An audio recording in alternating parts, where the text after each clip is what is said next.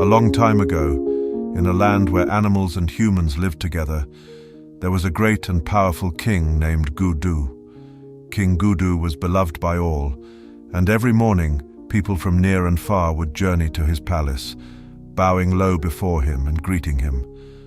But one day, a dark cloud settled over the kingdom. King Gudu fell gravely ill. His strength waned, and his once powerful voice became a faint whisper.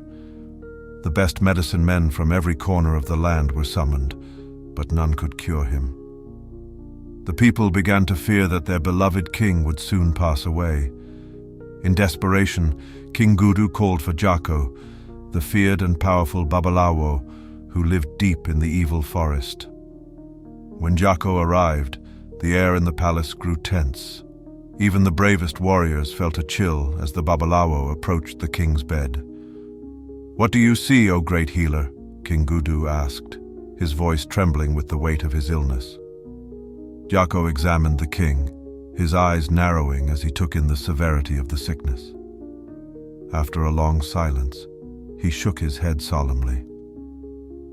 "It is a terrible illness," he said, his voice heavy with foreboding. "You have less than 7 days to live unless you drink a magic potion that only I can create. But this potion requires a rare and powerful ingredient: the ears of a live elephant." The king's eyes widened in shock. "A live elephant," he whispered. "But who could possibly bring such a creature to the palace?"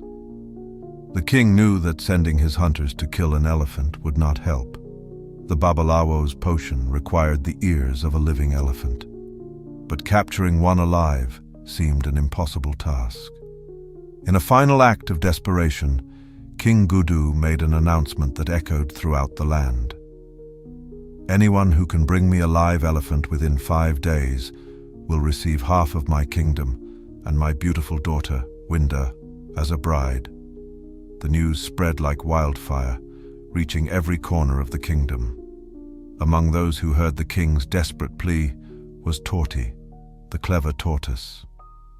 Without hesitation, Torty made his way to the palace, where he was ushered into the king's chamber. The king looked at the small creature standing before him and managed a weak smile. "You? Bring me an elephant?" He chuckled, and soon everyone in the room joined in the laughter. "You are no bigger than an elephant's foot, Torty. How could you possibly bring one here?" But Torty did not flinch. "Your Majesty, I may be small, but I am clever," he said confidently. "If I bring you a live elephant, will you truly give me half your kingdom and your daughter, Winda, as my wife?" The king's smile faded, replaced by a look of impatience. "Yes, yes, but stop wasting my time," he said, waving his hand dismissively.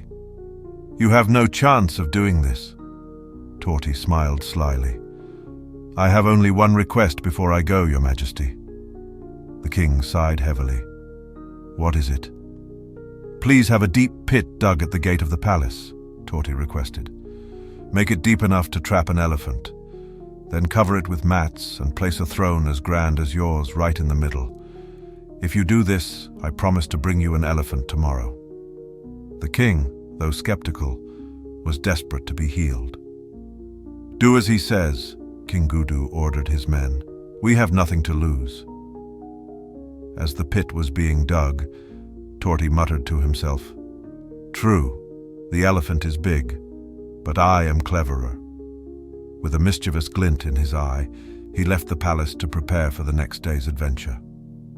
The following morning, Torty prepared a basket of delicious buns and set off into the dense forest. He wandered for hours, searching for the perfect elephant. At last, he found one, a massive elephant resting under the shade of a tall tree. "What are you doing here, my friend?" Torty called out, his voice full of excitement. "Haven't you heard the news?" The elephant slowly opened his eyes, looking down at the tiny tortoise. "What news?" he rumbled, clearly puzzled. "The king has died," Torty exclaimed, pausing for dramatic effect. "And since there is no animal as big and grand as you, It has been decided that you should be the new king over all, men and animals alike." The elephant blinked in surprise. "Me?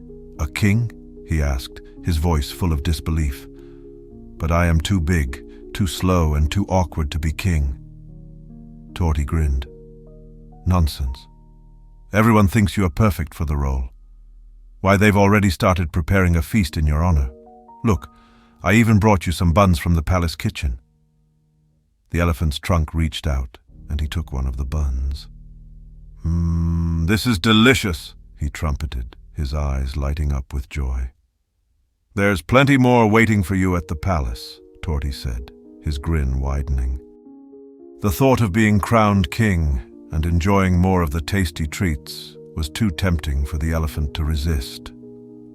"Lead the way, my friend," the elephant declared, and the two set off toward the palace, with Torty handing the elephant more buns as they went.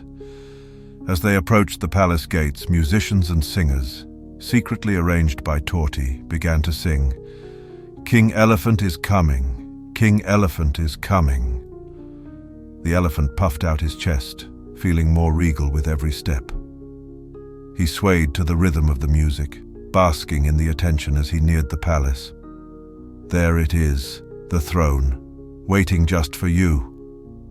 Torty pointed excitedly as they drew closer. With the throne in sight, the elephant hurried forward, eager to take his place as king. But as he stepped onto the mats covering the pit, the ground beneath him gave way. The elephant trumpeted in fear as he fell into the deep pit. He struggled to climb out, but it was no use.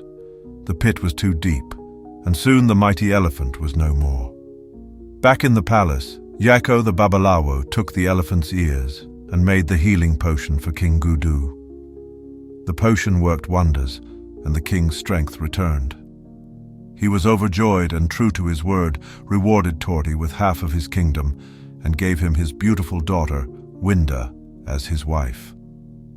Torty, who had once been laughed at for his small size, now ruled over a vast kingdom and lived happily with his bride, proving that cleverness and determination can overcome even the greatest challenges.